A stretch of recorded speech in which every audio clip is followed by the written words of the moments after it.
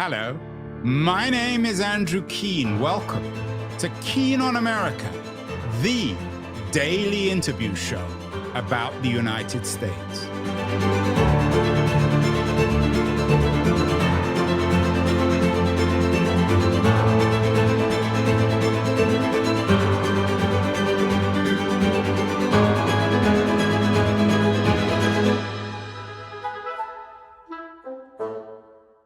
Hello, everybody. It's Saturday, May the 2nd, 2026. As always, I'm talking to you from San Francisco on the edge of Silicon Valley. It's been quite a week for tech.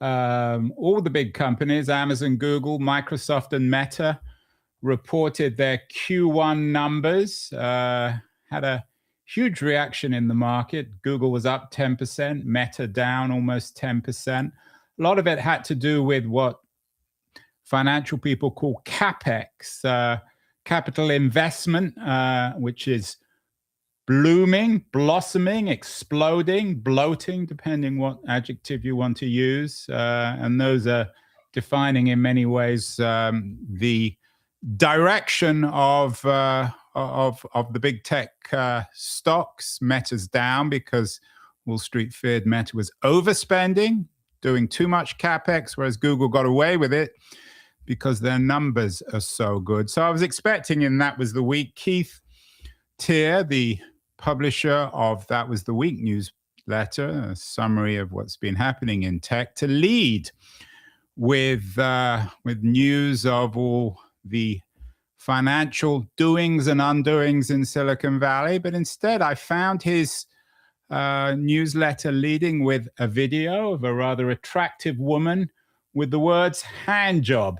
And I wondered, Keith, whether your That Was the Week has been hijacked. Are you into porn now? What's going on? Hand job? I didn't know that we did hand jobs these days in tech. I think I've got a career ahead of me as a headline writer, Andrew. If BuzzFeed needs somebody, they can. I don't think BuzzFeed are in existence. I think they went out of business. Oh, we lost Andrew. Didn't BuzzFeed go out of business several years ago? They may well have done. Probably because of headlines like "hand job?" with an attractive looking woman. But anyway, why are you leading with hand jobs this week, Keith? It's interesting because you didn't play the video to the end where the subtitle comes up. You purposely left it in the most provocative. Would I ever do anything like that? But firstly, you're right. The final third of my editorial this week is all about the earnings results. So you're not wrong. But I led with the change in the user interface to computing. It's really the redefinition of the word software, which was very prominently coined this week in an interview that Andrej Karpathy did with Sequoia Capital at their annual AI Fest. And that interview is in That Was the Week newsletter this week. It is in there, and he made the point that he really doesn't use his hands anymore to achieve his work tasks. He's speaking to the computer and it's doing things, and then he's getting things back. And he made the point that that era where you load a web page, type something in, possibly click send. And that would include emails and text and everything, is not quite in the rearview mirror, but the end is nigh. And that led me to just conceptualize about 2 years ago, we did a That Was the Week called Eyes, Hands, Ears, and Mouth. And it was all about the inclusion of the other human attributes beyond hands. 2 years later, it's not unreasonable to talk about the end of the hand-driven computer era. And I think some people are going to be listening to this think, Keith, maybe there's a Freudian element here. You're talking about the clothing coming off. I'm quoting you here. That clothing is coming off. Whether that's wishful thinking on your part is another matter. But it's worth going back to all this CapEx stuff. I mean, we're talking about double amount. Well, you don't like my theme then. Well, I just think that maybe I don't know what you're, so to speak, maybe unburying the lead. I mean, the big story is of this capex investment. I mean, the Overshoot reports that we're talking about double the amount of capex investment in Q1 of 2026 from last year, and it's 2% of all the goods and services produced in the United States.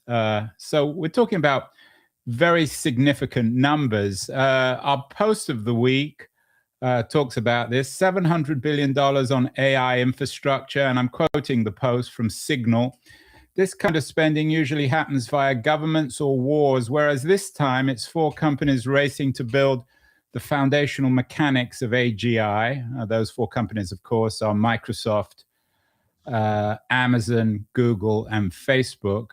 You argue in your editorial, Keith, and you do come to this, as you know, you're not ignoring it entirely, that this isn't that unusual, that great change is always created by tech companies. So perhaps you might explain that. Why isn't it that concerning? Why don't you agree with @Signal that we're in a new historical era when it comes to private companies investing in infrastructure?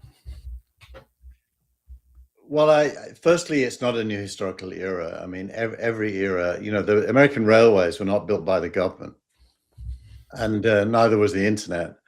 Hold on, but here's where I'm not sure you're right. So you say innovation, I'm quoting you here, innovation waves have always been privately financed. And you say the steam engine, the railway network, the telephone, the electricity grid, the car, commercial aviation, the personal computer, the commercial internet. But explain what you mean by the commercial internet. How was that funded by private companies?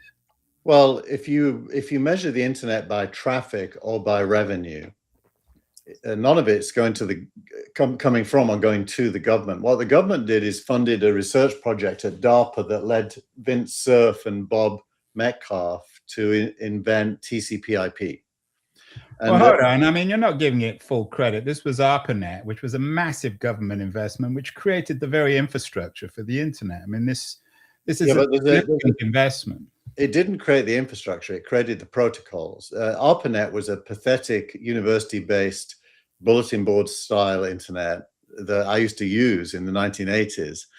It isn't nothing. It's the precedent that required to be in place for the internet to exist. So yeah, I'm not sure everyone would call the ARPANET pathetic. That may be your... Well, by modern standards, it was... Yeah, by modern standards, but that's not really the point. Our interview of the week is with John Steele Gordon, very distinguished economic historian from the Wall Street Journal, who is a contributor to a Wall Street Journal series on the most impactful US inventions. And the internet comes up number one. But as the Wall Street Journal suggests, Keith, this, for better or worse, was a Cold War project, came out of ARPANET, funded by the Defense Department. So this wasn't private. I mean, the reality is that... No, but you shouldn't flatten the argument. Don't flatten the argument. How am I flattening the argument? Well, you're making the case that research funded by government is important to innovation, and I'm not going to disagree with that. And that's true of AI as well. No, I'm not making that. I'm simply saying that you said that the internet was, or whatever you mean by the commercial internet, was funded by private companies. But the reality is that the internet was built by the government, by the No, it wasn't built. You're using the wrong word. It was research was funded that led to protocols. That's the truth. And those protocols took on a form, which it starts, as you were just about to say, with the National Science Foundation, and then DARPA and ARPANET. But these were primitive research projects, not very heavily funded, actually, that led to the first internet service providers like Earthlink here in the US, or my company EasyNet in Europe. and we were the ones who raised money to build the commercialization of a protocol. Although maybe that's true, but this didn't happen until about 1995 because of the... True, 94 actually. Well, because only then was the law changed, so you could have, quote unquote, a commercial internet. I'm just trying to defend this guy. I don't even know who Signal is. I found this. It was an interesting post. So are you suggesting that that what Microsoft and Google and Meta and Amazon are doing is like the commercial internet in 1995? Well, look, let's start with this guy. He's not wrong that this scale of investment is normally associated with governments and wars. And I think both words are important, governments and wars. And so the scale of investment is very large, and it's private. I do think that, you know, the internet bubble in the late 99, 2000 era was very small compared to this, but it was the second biggest. It was also huge, and it was also people like Amazon, Yahoo, Netscape, Microsoft who funded the global growth of the internet, including lots of non-American companies in China in particular. So the guy isn't wrong about the scale of investment and the fact that it's private. And I wasn't really criticizing him when I made the point that it's normal for the commercialization of any technology to be mainly private. That is normal. I can't think of a non-private commercialization of any scale. Even in China, I make the point in the internet, it's private companies that you know, both raise money, then build systems, then get revenue that fuels their building even more if they're successful.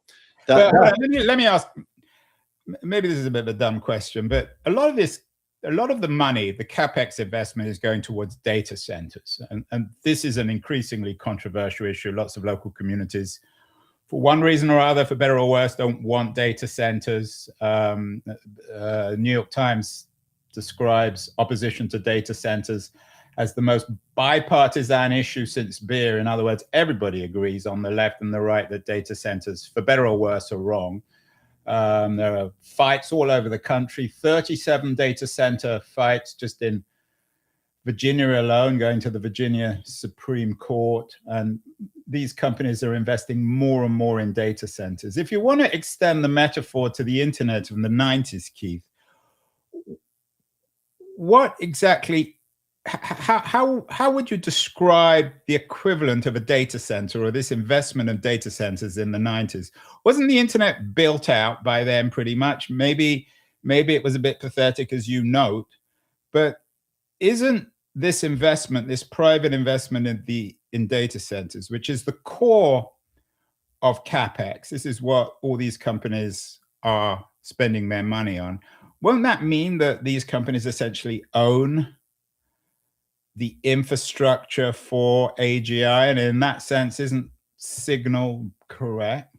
Let me take you back to 1994 when I built a data center in Brick Lane in London for EasyNet. At that time, pretty much every London university had an internet node and had one for some years. There was no such thing as a data center in any of those universities. There was a few modems hanging off a wall and a router. My data center in Brick Lane lived alongside about 5 other data centers in London that were all owned by telephone companies. And so 1994 was an entirely privately funded internet at any scale. But yours was a startup, and the telephone companies weren't the smartest. They didn't really understand what was happening. Well, they understood enough to build TCP/IP facilities. British Telecom in 1994 came and did a deal with me to train. Okay, but let's try not to personalize. No. Well, I just want you to understand history. The history of the internet is not a history of government success. It is also a history of government success. but that is such a small part of the story. Okay, but I don't think that's the argument. And we're not talking about whether you. What are you saying? Why are you focused on this? Because it's such an important issue, I think, for the future of the AI economy. Let's go back to your example then of. Let's go back to your example of British Telecom. Whether or not they invested in your data center in Brick Lane, it didn't mean that, quote unquote, they owned the internet, did it? What did they get for that investment? Well, I'll tell you how pathetic it was. This is why startups are so important. They gave me 3 years of exclusivity to dial-up internet in the UK. They even manned an 800 number to field consumer calls to get people to sign up for EasyNet. And all I had to do in return was buy a T1 line from them into our headquarters, which was also Siberia Cafe, which cost about £12,000 a year. So for £12,000 a year, they gave me 3 years of exclusivity to the British internet for consumers. That's how little they understood about what was going on. Right. So as I said, they weren't very smart, but we're talking about entirely different stratospheric numbers now. Goldman, I think, estimate, when we're talking about almost 800 billion in 2026, that this CapEx investment is going to go up to about 1.6 trillion in 2031. And most of that is going to come. This is not a startup economy. What we're talking about. Well, Andrew, what is your point about that? Are you saying it's too big? I'm simply suggesting that it's a different historical moment when private companies, and we're not talking about startups. We're not. I agree it's a different historical moment, but I think it's to requote Signal. This kind of spending usually happens via governments or wars, whereas this time it's for companies racing to build the foundational mechanics of AGI. Now, these aren't startups. Hold on, let me be clear. We're not talking about OpenAI or Anthropic or any of the other many AI startups. We're talking about four companies, four biggest tech companies. So this is. But what's I'm not your suggesting point? It's good or bad. I'm simply suggesting that this is that this guy is right. That this kind of spending usually happens via governments or wars, whereas this time it's all companies racing to build the foundational mechanics of AGI. Yeah, I mean, I obviously made him the post of the week for a reason. I think he's right as well. So I'm not sure what we're debating. He's right, but thank God for those four companies. Because without those four companies, we wouldn't be getting this. But the reason, of course, and you know this is better than I do, the reason why people don't trust AI, and you cover this in the newsletter, particularly in the US, it's really weird. People trust AI less in the US than they do in China, which and maybe we can come to that later, is because not OpenAI and Anthropic, because these large companies are controlling our AI fate. Isn't that the reality? What do you mean? You sound like a conspiracy theorist. What do you mean they're controlling our AI thing? What do they control? Well, they own the data centers. They're investing in the infrastructure. And this goes back to your equivalent of the telephone company, because it owns the telephone in your house, as it used to be the case, owns the telephone. As you've noted, in the 90s, the telephone companies weren't very smart. They didn't understand what they were doing. Whereas these companies are massively powerful and incredibly smart. You sound like a MAGA conspiracist. I mean, there's nothing controlling here. The control, to be honest, is largely in the hands of individual users of AI. Hold on. So you're suggesting that the fact that they're facilitating is what they're doing. They're facilitating and they're going to make money from it as well, which they should. So you don't think this is particularly significant? I think in historical terms, that these, and there may be four, there may be five, there may be three. Who knows what the future of Meta is? Maybe they won't be able to compete with Google or Microsoft, or maybe Apple will appear in this play. But isn't this, you don't think it's very significant? Well, I'm trying to detect what it is you care about. It sounds like you have a concern, whereas I only have I want to stand and applaud. So where's my applause comes from, and the title of this week's the hand job thing is part of it, hand job. Which is they are. Maybe you're taking our mind off with this beautiful woman, the hand job of maybe we're all getting the hand job from big tech. They're funding the next evolution of human computer relationships, which I put into the editorial are going to be more like human relationships. Like when you go to a restaurant, you talk to a waiter, and they don't bring you a keyboard to type in what you need. Although these days some of them actually do that. Our relationship to computing has been through keyboards and mice and touchscreens.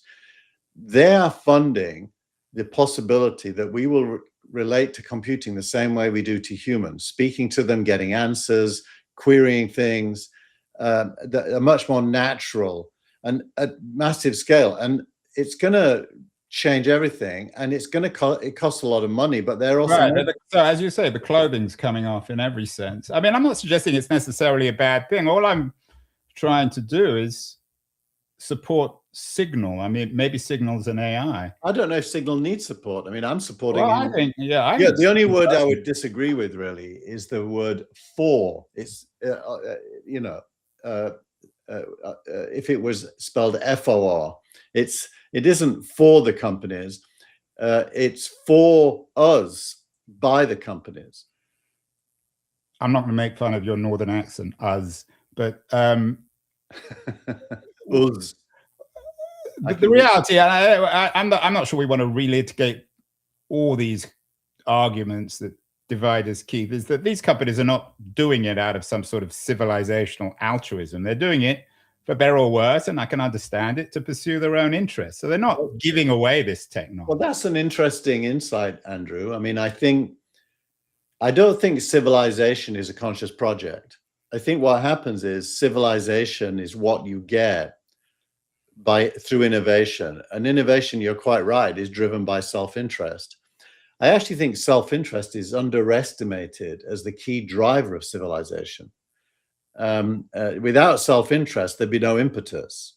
And so self-interest is a big part of it. And the more they give us these tools, and they push, one of the parts of the editorial this week is that the devices are going to change. This is going to be pushed to the edge.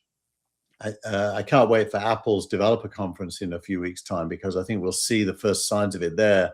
But OpenAI and Johnny Ive are also moving in this direction. Yeah, the edge. I'm always suspicious of that term. It's not. It's a metaphor, but the reality is, if the edge is owned by Apple or OpenAI, then I'm not sure it's really the edge. No, the edge is owned by, you see, it isn't. The edge, the very definition of edge, if you use the word properly, is it's owned by you. You pay $1,000 for an iPhone.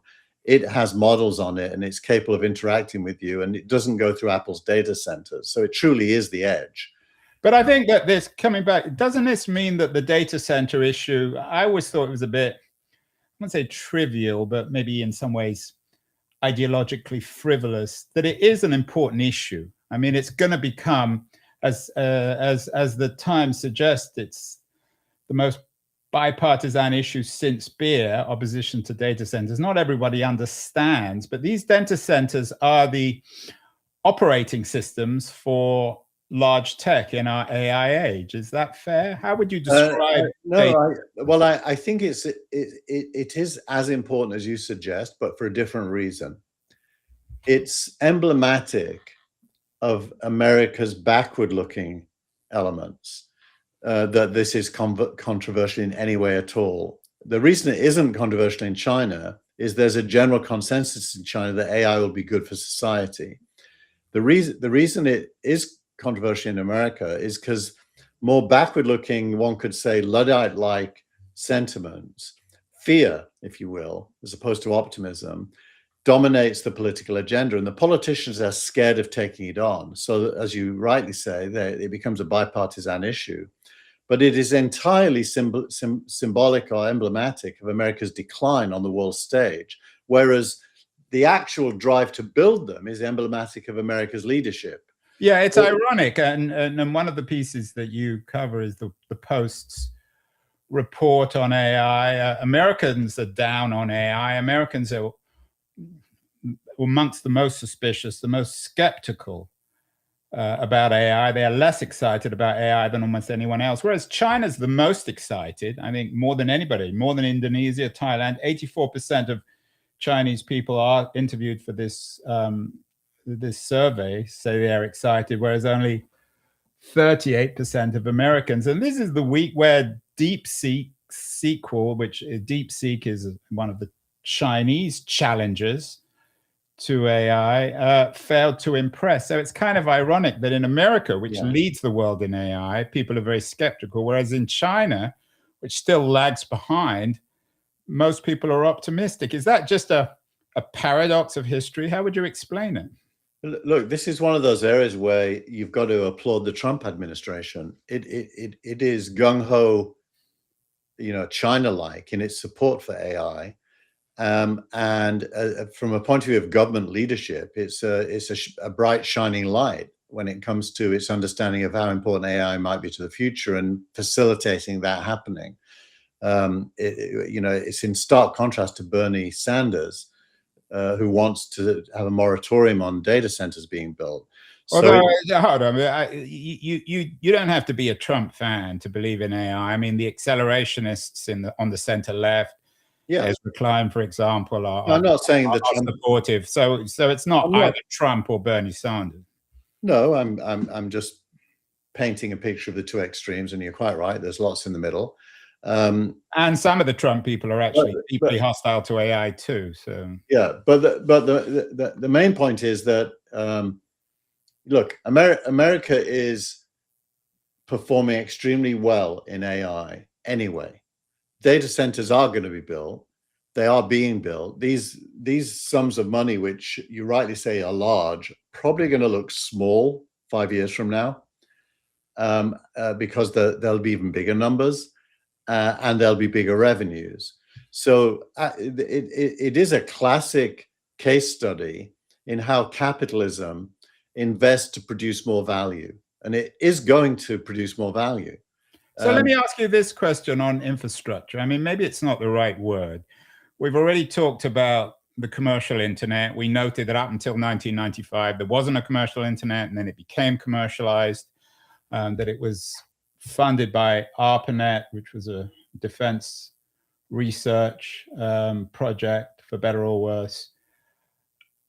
Will these data centers, if they continue, if the Goldman report's right, and let's say by 2031, over $1.5 trillion is invested annually in CapEx, which is mostly, say, continues to be data centers. What will that mean in terms of the ownership of AGI? I mean, this comes back to Signal's point.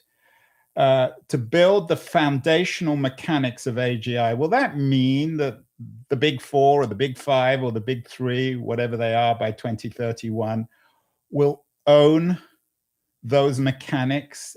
Isn't that the key question? So I think you've got to unpeel the onion a bit here to understand it. I think the first thing to say is that it's not at all clear that by 2030, LLMs will be the dominant form of AI. Right. So whatever it is, I mean, I don't think that the Goldman report makes any bets, but it's certainly going to be one kind of AI or another.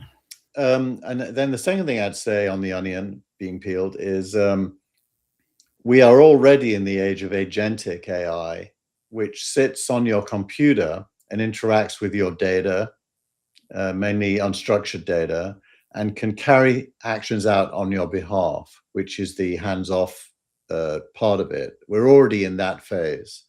Anyone using AI as a chatbot is living in a 2 years ago kind of age. AI can now do things for you and deliver stuff automatically based on your instructions. And it can even question your instructions and improve them. So we're already in that stage.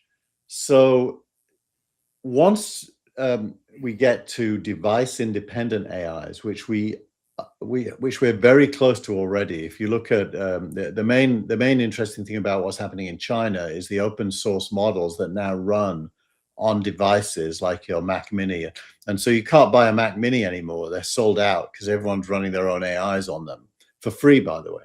Well, not everyone, but people who want to run their own. People who want to are. So the historical trend through to 1930, which Goldman Sachs obviously 2030, you missed the sorry, 2030. Goldman Sachs is extrapolating from a present that probably is fictional.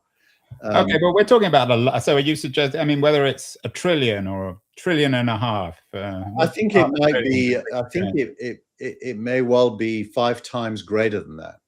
Okay, well, even more so than if it's 7 trillion. And if that money is coming from private companies, what exactly does that mean? Well, again, you've got to trace what that means, money from private companies. How does that work?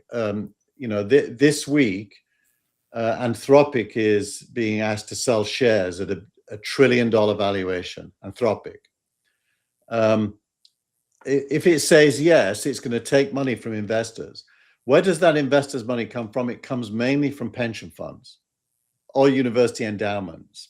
So this is the people's money funding the next stage of evolution. And if it works, it will go back to the people in the form of gains.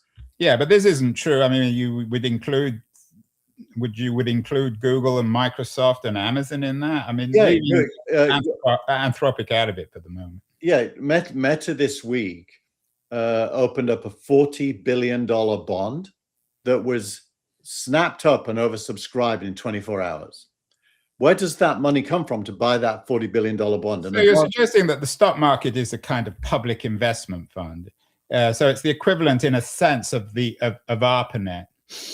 Well, there's no such thing as, in the stock market, government money. All the money in the stock market is private, and it includes everybody who invests in the stock market. Even the institutions that do it institutionally get their money from, where do they get it from? They get it from the source of capital in GDP. So you're suggesting that really, when it comes down to it, when we do a hand job on these, on the mechanics of capitalism, private companies are actually public. Well, that's the whole nature of a stock. When stocks were invented, it was a revolution. It was the first time individuals could own companies instead of private feudal-like ownership. So a stock is a democratizing asset. Well, now we have reason to trust all these private companies. What do you make, Keith, of this week about we always talk about the wacky races on this show, because every week one big company or other, or one startup or another, seems to be ahead. I read a couple of pieces. I couldn't find them actually for this week, but there were a couple of pieces that suggested, and you always find this on big weeks in the market, that something has changed in the long term. Do you think that the Google numbers, the Meta numbers, the Amazon numbers, what do they tell us about the long-term trend in the wacky races between these big tech companies? I do think there's a kind of a differentiation between them. I think if you take Meta's numbers, they're a sign of its indecision and its attempt to correct its course. And so it's spending more for less than the other three, because it's having to reorientate the company to a certain extent, and it's not really a player. So it got hammered. I think Microsoft, through the deal they did with OpenAI last week, has released OpenAI to be a more prolific partner across the whole industry. And Microsoft's Azure revenues, which are heavily subsidizing OpenAI, and therefore shrinking Microsoft margins, will suffer through that decision, but it was probably inevitable. But they'll get it back because they own about 30% of OpenAI, 20 to 30% of OpenAI. I think Amazon is the big winner because OpenAI can now spend money with Amazon and is doing, as Anthropic is as well. And then Google is probably the biggest winner of all, because Google is successfully navigating the path from a search engine advertising company to an AI company very, very well, whilst preserving its revenues from advertising, even though at the gross margin level it's being impacted. It's doing very well. And then, of course, the hidden two, Anthropic and OpenAI, because they're not public, and probably SpaceX should be included in that. So those three are kind of hidden. They're even bigger winners, especially Anthropic and OpenAI. It's just not visible to us yet. It will become visible once they list. We will see. I tend to agree with you on Anthropic. I'm much less bullish on OpenAI, but we won't relitigate that one, Keith. We often talk about it. You mentioned the advertising industry. There was a very good piece in the Financial Times on what they were calling the end of the road for the madman, not the Mad Max, for the madman as AI moves into advertising. People always talk about porn being the, so to speak, canary in the coal mine when it comes to the future of tech and economics. But it may be advertising. What's happening in the advertising industry, Keith? As AI moves into it, Google and Facebook, of course, were always the leading players. But will there be any advertising companies in an AI age, or just a small collection of high-end boutiques? Well, I think the video I put in the editorial this week was produced by me using Claude and a system called Cdance, which is a Chinese video. Yeah, you don't get a banned on YouTube when your title is hand job and you have an attractive woman on the cover. You're not going to. There is a subtitle that is meant to offset. Well, the subtitle is very, very small. All I see is hand job. But go on. Maybe I have a one-track mind. Well, I knew that. That was what encouraged me to stick with that title.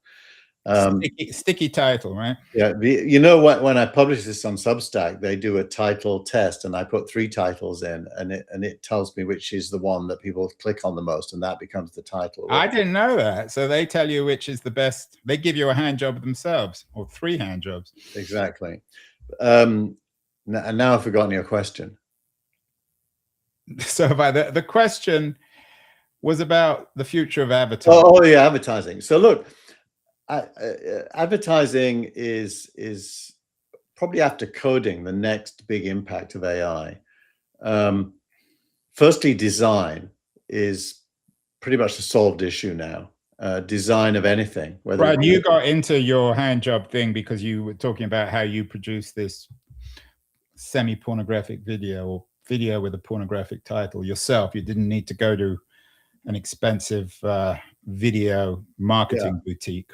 But an individual idea person can create a design for anything if they can describe it and get an end result in minutes, if not hours, that would have cost a lot of money to agencies in the past. Yeah, and of course, Canva is doing very well, and Anthropic threw their hat into the design ring a couple of weeks ago. So the big players are involved as well, big tech companies. Well, so if you take an average advertising agency like WPP as a bunch of suits facing off to customers and then filtering through to a bunch of creatives, what the customer needs are, you're now at the point where the customer themselves can articulate their needs and get back material using AI without paying anybody else.